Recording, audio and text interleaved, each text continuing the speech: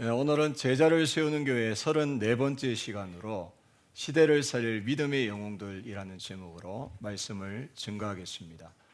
본문은 베드로전서 2장 9절 말씀입니다. 지난 4주간 우리는 여름 성경학교 선교 캠프와 함께 세 권의 책을 통해 그 시대 황제를 살린 영적 황제 그 네 사람을 만나 보았습니다.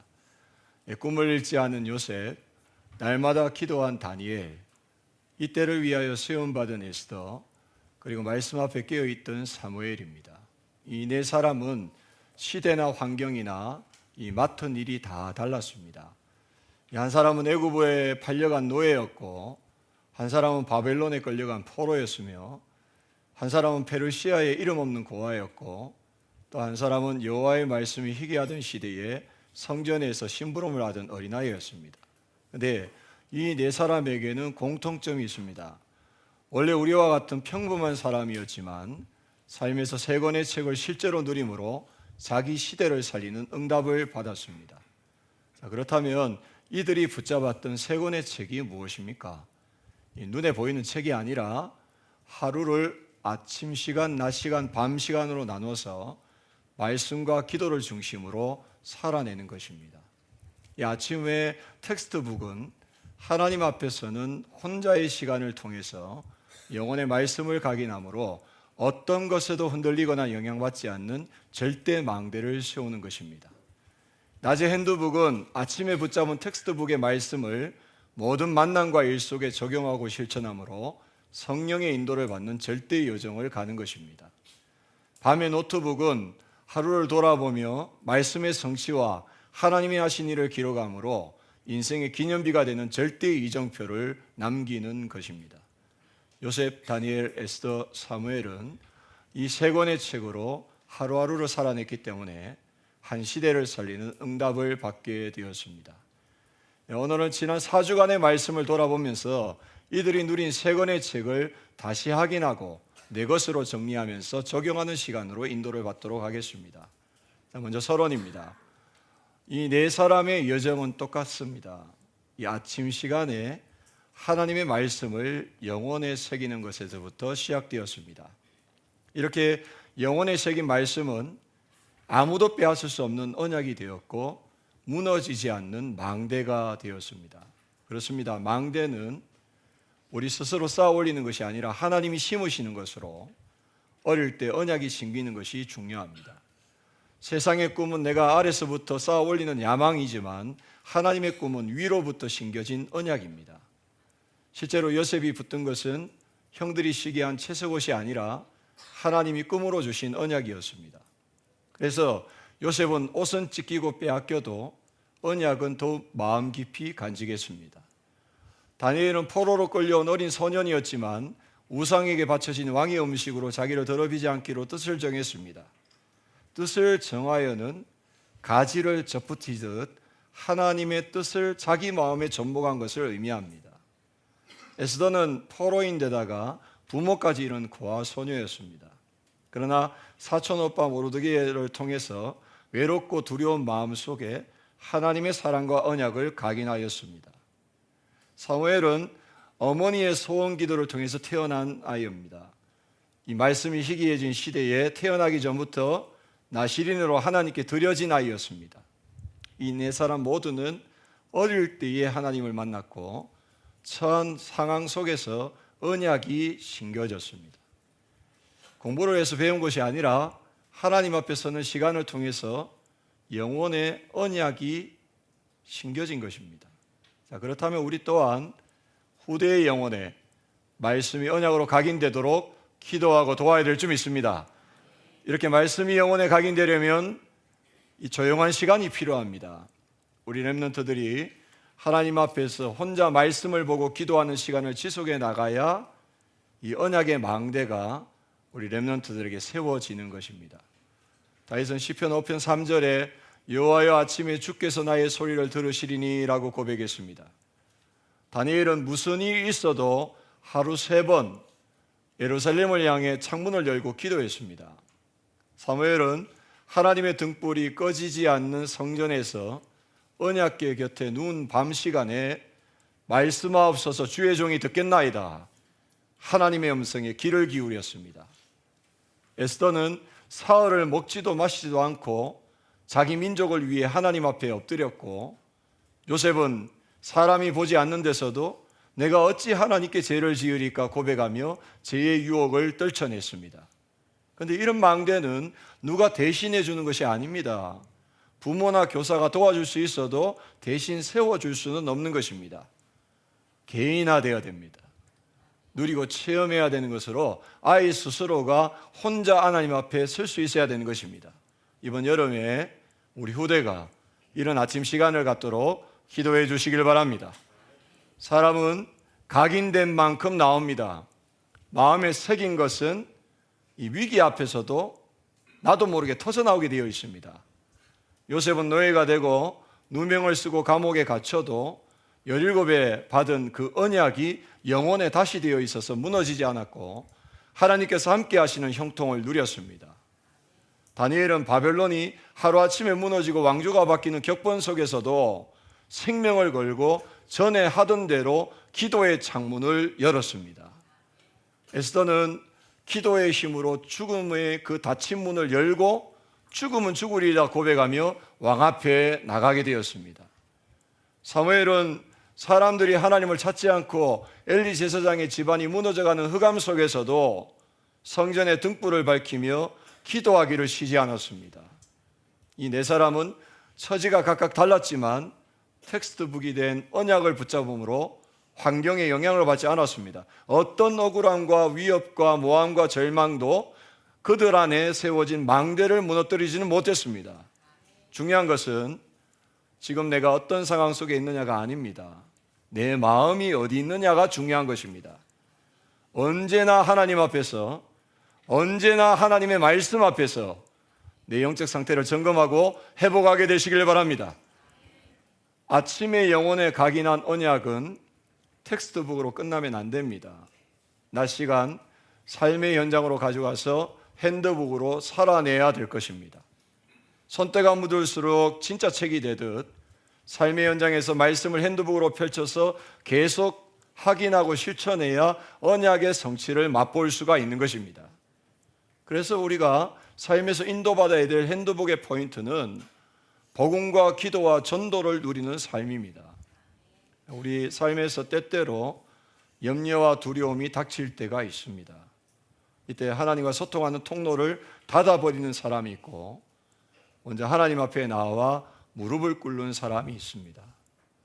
요셉은 아무 잘못 없이 노예로 제수로 끌려다니면서도 기도를 통해서 그 시간에 하나님이 함께 하시는 형통한 축복을 누렸습니다.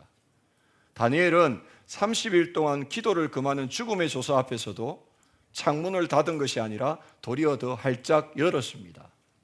에스더는 왕 앞에 나가기 전에 먼저 사흘을 금식하며 하나님의 역사를 간구했습니다. 사무엘은 적군에게 언약궤를 빼앗기는 처참한 현실 가운데서도 백성들의 죄를 위해 중보하는 기도를 쉬지 않았습니다. 여기서 우리가 반드시 짚고 넘어가야 될 것이 있습니다. 성경이 말씀하는 형통은 우리의 생각과 다르다는 것입니다. 형통은 내 소원이 이루어지고 내 형편이 좋아지는 것이 아니라 하나님과 동행하며 하나님의 뜻이 이루어지는 인생을 사는 것입니다. 우리는 질그릇같이 연약해서 때로 너무 쉽게 넘어지기도 합니다. 그러나 바울은 고린도후서 4장 7절에 우리가 이 보배를 질그릇에 가졌으니 이는 심히 큰 능력이 하나님께 있고 우리에게 있지 아니함을 알게 하려 하심이라 말씀했습니다. 요셉, 다니엘, 에스더, 사무엘 이 사람들은 완벽한 사람이 아니라 우리와 동일한 보통 사람들이었습니다. 그들도 당면한 현실 앞에서 두려움을 느끼는 연약한 질그릇이었습니다. 하지만 자신 안에 있는 보배를 잊어버리지 않았습니다. 기도를 통해서 보배 되신 하나님을 누렸고 마음속 깊이 담아주신 그 보배된 그 언약을 끄집어내어서 여러 가지 역경들을 담대함으로 헤쳐나갔습니다. 그렇습니다. 복음을 누리는 사람은 두려움을 모르는 것이 아니라 모든 두려움을 기도로 통과하는 사람입니다. 그리고 기도를 누리는 사람은 결과와 상관없이 항상 하나님 앞에 섭니다. 여러분, 기도는 하나님과의 거래가 아닙니다. 하나님의 계획을 질문하고 그 계획에 나를 온전히 맡기는 것이 기도입니다. 다니엘은 사자굴에 들어갈 때에 그 안에서 어떤 일이 벌어질지를 알지 못했습니다. 그러나 새 친구들이 금신상에 절하지 않았다는 이유로 풀무불에 던져질 때 고백했던 것처럼 그렇게 하지 아니하실지라도의 그 믿음으로 죽음을 각오하고 사자굴에 들어간 것입니다. 그런데 하나님은 이미 그의 천사를 보내어 사자의 입을 봉하셨습니다. 중요한 것은 임입니다. 더 정확히는 다니엘이 무릎 꿇던 첫날부터 이미 그의 기도를 들으시고 앞서 일하시며 응답을 예비해 두신 것입니다. 여러분 꼭 기억하시기 바랍니다. 하나님은 이미 우리의 모든 길을 준비하시고 계십니다. 에스더는 그 죽음은 죽으리다 라고 했습니다. 그 죽음은 죽으리다 그 고백은 그 기도의 출발점이 아니라 기도의 도착점이었습니다. 하나님이 하신 일을 신뢰하고 자신과 민족의 생사를 온전히 맡기는 그 순종의 도착점의 그 고백이 죽음은 죽으리라예요. 사무엘은 자신이 섬기는 엘리 제사장 가문에 대한 하나님의 심판을 들었습니다. 그리고 성막에 있던 언약궤가 백성들에 의해서 전쟁터에 실려나가는 그런 현실도 보았습니다. 하지만 하나님 앞에서 그들을 위한 중보기도를 쉬지 않았습니다. 요셉은 꼬이기만 하는 자신의 억울한 인생에 대한 답을 하나님을 향한 신뢰에 의한 그 믿음으로 기도 속에서 누리면서 인도를 받았습니다. 실패한 것 같고 망한 것 같은 현실 속에서도 언약이 분명했기 때문에 불신앙하지 않았고 자신들의 죄로 인해 두려워 떠는 형들 앞에서 창세기 50장 20절 말씀처럼 당신들은 나를 해하라 하였으나 하나님은 그것을 선으로 바꾸사 오늘 지금 이렇게 우리가 만나게 된 것입니다. 이렇게 고백하며 안심을 시킨 것입니다. 이 네 사람 모두는 어려운 현실을 직면했습니다. 저와 여러분도 마찬가지 아니겠습니까? 자신의 힘으로 어찌할 수 없는 상황 속에서 이들이 한 것은 하나님을 향한 전적인 믿음과 신뢰를 가지고 기도 속으로 들어갔다는 겁니다. 그리고 소원 성취와 만사 형통을 빈 것이 아니라 지금 내가 처한 현실에 대해서 빨리 그것을 빠져나오도록 그걸 간구한 것이 아니라 하나님의 뜻이 이루어지도록 간구했다는 거예요.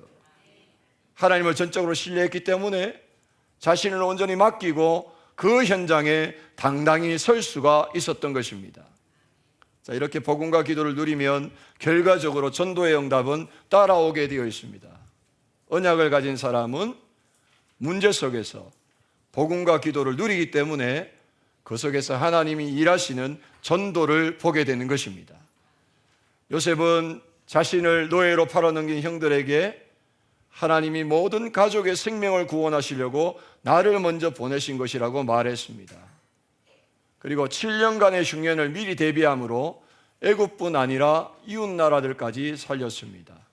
그의 말에 항상 하나님이 하셨습니다. 따라합시다. 하나님이 하셨습니다. 여러분 삶 속에 이런저런 응답이 올 때 여러분들 만나는 사람들에게 어떻게 그런 일을 했냐? 뭐라고 얘기해야 됩니까? 꼭 그렇게 대답하시기 바랍니다. 그것이 바로 전도입니다.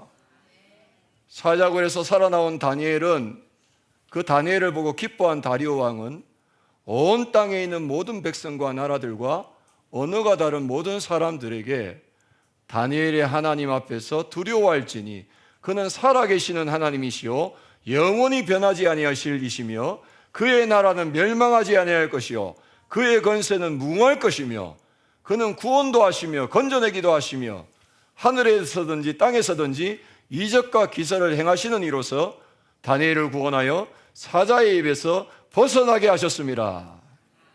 불신자 왕의 말입니다. 불신자가 하나님을 믿게 됐다는 거예요. 그래서 조서를 내려서 하나님이 베푸신 기적의 역사를 바벨론 온 천하에 선포했던 것입니다. 에스더와 모르드게는 하만이 나무에 달려 죽은 이후 이 불임절의 절기를 통해서 온 페르시아 제국 사람들에게 하나님이 행하신 일들을 나타내며 증거했습니다. 이스라엘 백성들이 미스바에 모여 회개하며 기도할 때에 블레셋이 쳐들어왔지만 하나님은 큰 의뢰로 적군을 흩으셨고 이스라엘은 싸우지 않고도 승리를 거두게 되었습니다. 이때 사무엘은 에베네셀의 기념비를 세움으로 하나님이 하신 일을 많은 사람들과 후대에게 증거했습니다. 어떻습니까? 네 사람은 모든 일 속에 특별한 위기 가운데 하나님을 드러냈고 모든 영광을 하나님께 돌렸습니다. 그리고 이들을 통해서 불신자들도 하나님의 역사를 보게 되었습니다. 한번 따라합시다. 하나님이 하셨습니다. 에베네셀의 그 뜻이 하나님이 우리를 도우셨습니다, 이거예요. 저는 우리 교회 하나님이 하셨습니다. 하나님이 도우실 것입니다. 분명히 믿습니다. 사람의 연약과 상관없이, 부족과 상관없이 하나님이 하셨습니다. 하고 계십니다. 하실 것입니다. 우리의 믿음의 고백대로 여러분의 삶 속에서도 이런 하나님의 절대 주권적인 역사와 또 그 주권적인 역사 속에 믿음의 고백이 항상 나오게 될 줄 믿습니다. 결론으로 내 인물이 절대 이정표로 남긴 노트북을 살펴보도록 하겠습니다. 이들은 아침에 하나님 앞에서 혼자의 시간에 언약을 각인했고 낮 시간에는 언약을 삶의 기준 삼고 살아냈으며 밤 시간에는 하나님이 하신 일에 감사하며 인생의 기념비를 세웠습니다. 그리고 이들이 기록한 노트북의 주어는 언제나 내가 아니라 하나님이었습니다. 그렇습니다. 요셉은 자기 인생에 있어서 무엇으로도 치료하기 힘든 깊은 상처를 두고 형님들이 나를 판 것이 아니라 하나님이 나를 먼저 이곳에 보내신 것이라고 고백했습니다. 하나님의 절대 주권이라는 거예요. 다니엘은 죽음의 문턱을 넘은 뒤 다리오 왕 앞에서 나의 하나님이 이미 천사를 보내 사자의 입을 봉하셨다라고 안심시켰습니다. 에스더는 자기 앞에 닫혀있던 죽음의 문을 여신 분도 왕의 금규를 내밀도록 하신 분도 밤에 잠이 달아나서 왕으로 하여금 역대일기를 읽게 하신 분도 하나님이심을 잘 알고 있었습니다. 사무엘은 만군의 여호와 하나님이 자기 인생과 온 이스라엘의 주인 되심을 알았기 때문에 사람을 세우기도 하시고 패하기도 하시는 일에 심부름을 했습니다. 이 모두가 언약의 성취를 위해 하나님이 하신 일입니다. 자, 그렇다면 우리 인생도 마찬가지입니다. 따라합시다. 하나님이 하셨고 하나님이 하고 계시며 하나님이 하실 것입니다. 여러분, 우리 이 교회 갈 때에 우리 마음에 평안이 올 줄 믿습니다. 혹시 어려운 상황 가운데 계신 분 있습니까? 또 지금 문이 닫혀서 힘이 들더라도 하나님의 절대 주권 인정하고 기도하면서 기다리시기 바랍니다. 가장 위대한 고백이 하나님을 믿습니다라는 고백이에요. 하나님이 하실 줄 믿습니다라는 고백이에요. 여러분 꼭 기억하세요. 하나님은 언약 백성을 결코 외면하지 않으십니다. 언약 백성은 결코 망하지 않습니다. 하나님의 때에 닫힌 문을 여시고 하나님의 방법으로 역사하실 것입니다. 성경을 보면 한 사람을 통해서 한 시대가 살아났습니다. 요셉은 애국뿐만 아니라 기근에 시달리는 주변 나라들을 다 살렸습니다. 다니엘은 바벨론과 페르시아 제국 전체에 하나님이 살아계심을 증거했습니다. 에스더는 위기에 처한 유다 민족을 건져냈습니다. 사무엘은 사사시대의 어둠을 딛고 왕정시대의 새로운 문을 열게 되었습니다. 그런데 우리가 분명히 해야 될 것이 있습니다. 요셉과 다니엘과 에스더와 사무엘은 황제를 살릴 영적 황제였지만 참된 황제는 아니었습니다. 참된 영적 황제는 그 네 사람 안에 함께 하신 하나님이시며 우리를 구원하신 그리스도인 줄 믿습니다. 네 사람은 드러나게 또 보이지 않게 숨은 섭리로 예언된 언약의 성취로 온 세상에 참된 왕은 오직 하나님 한 분뿐임을 증거한 사람들입니다. 그들은 각기 다른 각도에서 한 분 그리스도를 비춘 네 개의 거울이었던 것입니다. 그리고 이들이 살았던 시대는 강대국이 그 배경에 있었습니다. 그러나 천하를 호령하던 대제국 애굽도, 바벨론도, 페르시아도, 블레셋도 지금은 역사 속에 다 사라지고 초라한 돌 무더기만 남아 있습니다. 하지만 작은 한 아이, 그 한 렘넌트에게 응답하시고 역사하신 그 하나님의 일은 사라지지 않고 4,000년을 건너서 오늘 우리에게까지 내려오고 있습니다. 제국은 사라져도 한 사람에게 새겨진 언약은 위대해서 한 시대를 살릴 뿐만 아니라 후대에게로 영원히 이어지게 되는 줄 믿습니다. 무슨 말입니까? 언약을 가진 렘넌트는 또 다른 렘넌트를 세우게 되어 있다는 것입니다. 모르드게가 다음 세대인 에스더를 길러냈고 어머니의 소원 기도로 하나님께 드려진 아이 사무엘을 통해서 다윗과 차세대 선지자들이 세워졌습니다. 그렇습니다. 하나님은 언약의 바통이 전달되는 것을 기뻐하십니다. 그래서 언약을 가진 한 렘넌트를 통해 또 다른 렘넌트를 언약 안에서 세우시게 되어 있습니다. 말씀 맺겠습니다. 오늘 성경 본문 베드로전서 2장 9절을 다시 한번 보도록 하겠습니다. 우리 함께 읽겠습니다. 시작.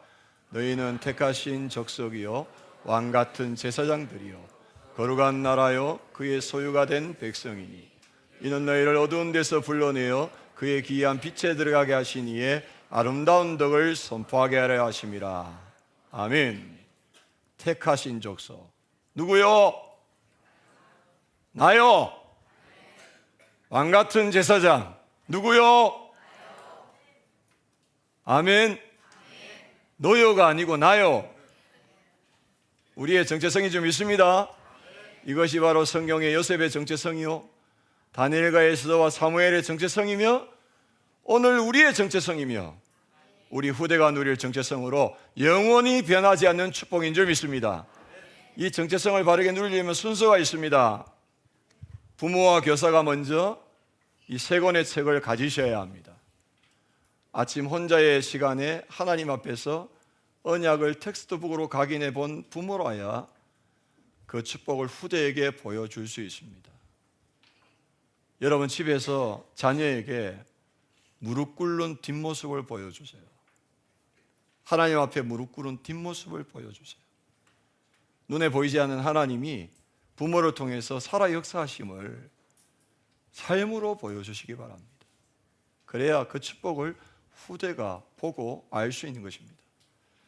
그리고 날마다 하나님 앞에 무릎을 꿇는 교사라야 후대에게 무릎 꿇는 법을 가르쳐 줄 수 있고 하나님의 음성을 듣는 교사라야 하나님의 음성 듣는 법을 알려줄 수 있는 것입니다. 그리고 우리의 일상은 후대가 보고 따라오는 핸드북임을 알고 내가 누리지 못하는 것을 후대에게 물려주거나 가르쳐주는 것은 어렵지만 내가 잘 알고 내가 계속 체험하는 것은 말하지 않아도 후대가 보고 알게 되어 있습니다. 우리가 하나님의 역사를 노트북으로 남겨야 후대에게 이정표가 될 수 있음을 믿으시길 바랍니다. 따라서 이번 여름 성경학교 선교 캠프는 전 교인 성경학교와 맞습니다. 렘넌트들을 중심으로 진행하지만 동참하시는 성도들은 중심을 담아 인도받으시면 우리 후대와 동일하게 응답받고 증인으로 서게 될 줄 믿습니다. 그래서 우리 후대가 하나님이 쓰실 제2의 요셉, 제2의 다니엘, 제2의 에스더, 제2의 사무엘로 세워지는 응답을 받는 그런 시간 되시기를 주의 이름으로 축복합니다. 하나님 감사합니다. 주신 말씀이 그대로 응답되고 성취되게 하여 주옵소서. 예수님의 이름으로 기도드립니다. 아멘. 우리 주신 말씀 붙잡고 함께 기도하겠습니다. 기도합니다. 어두운 데서 나를 불러내어 그리스도의 기이한 빛에 들어가게 하시고 택하신 족속이여 왕같은 제사장으로 축복하심을 감사합니다. 오늘 내게 주어진 하루를 하나님 앞에서 세 권의 책으로 살아내게 하옵소서. 아침 혼자의 시간에 언약을 각인하며 절대 망대를 세우고 낮에는 언약의 말씀을 기준으로 절대 여정을 가며 밤에는 하나님이 하신 일을 절대 이정표로 남기게 하옵소서. 요셉과 다니엘과 에스더와 사무엘처럼 하나님이 심어주신 언약이 내 영혼에 다시 되어 어떤 상황 속에서도 복음과 기도와 전도를 누리며 렘넌트를 세워 시대를 살리게 하옵소서. 여름 성경학교 선교 캠프를 통해 우리 후대가 영적 황제의 축복을 누리게 하옵소서.